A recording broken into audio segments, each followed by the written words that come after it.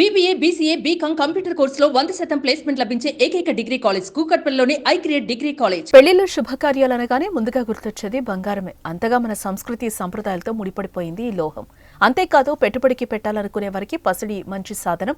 పసిడితో పాటు వెండికి మంచి గిరాకీనే ఉంది. అయితే నిన్న మొన్నటి వరకు తగ్గేదేలే అన్నట్లు పైకి ఎగపాకిన పసిడి ప్రస్తుతం కొండ దిగింది.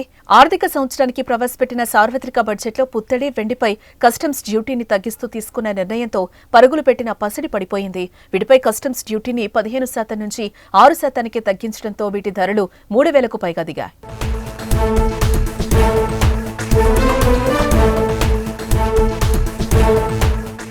బంగారంతో పాటు కిలో వెండి కూడా 3,000 రూపాయలకు పైగా తగ్గింది.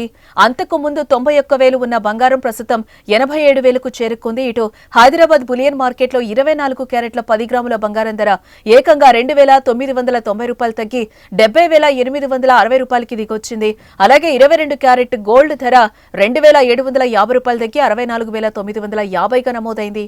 దీంతో పాటు వెండి ధరలు 3,500 రూపాయలు తగ్గి 88,000కు చేరింది. అంతకుముందు దీని ధర 91,000కు పైగా ఉండేది. అటు ఫ్యూచర్ మార్కెట్లోనూ అతి విలువైన లోహాల ధరలు 5%కి పైగా తగ్గుముఖం పట్టాయి. తులం పుత్తడి ధర ఏకంగా 3,000 రూపాయల 860 రూపాయలు తగ్గి 68,900 రూపాయలకు దిగొచ్చింది. అలాగే 5% తగ్గిన కిలో వెండి ఏకంగా 4,000 రూపాయలు దిగొచ్చి 85,185 రూపాయలుగా నమోదైంది. గతంలో బంగారం దిగుమతులను నియంత్రించాలనే ఉద్దేశంతో కస్టమ్స్ డ్యూటీని వరుసగా పెంచుతూ వచ్చిన సర్కార్ ఈసారి మాత్రం తగ్గించడం విశేషం. దీర్ఘకాలికంగా డిమాండ్ చేస్తున్న ఆభరణాల వర్తకులకు కేంద్ర సర్కార్ శుభవార్తను అందించింది.